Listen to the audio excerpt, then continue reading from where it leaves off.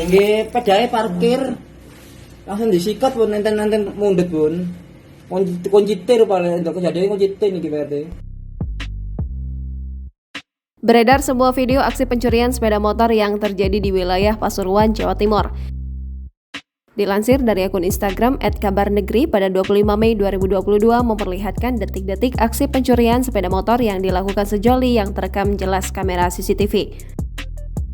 Di dalam keterangan video, diketahui kejadian itu terjadi pada Selasa 24 Mei 2022 malam di sebuah minimarket wilayah Perum Pesona Candi, Kelurahan Sekar Gadung, Kecamatan Bugul Kidul, Kota Pasuruan.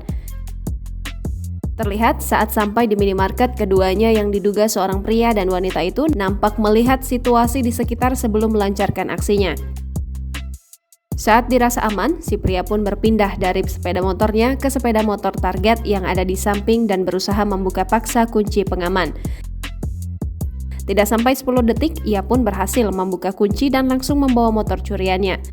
Namun, helm pemilik motor tidak dibawa.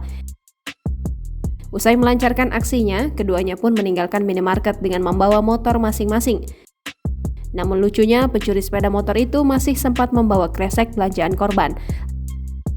Rekaman CCTV yang berdurasi 50 detik ini pun ramai ditanggapi oleh warganet.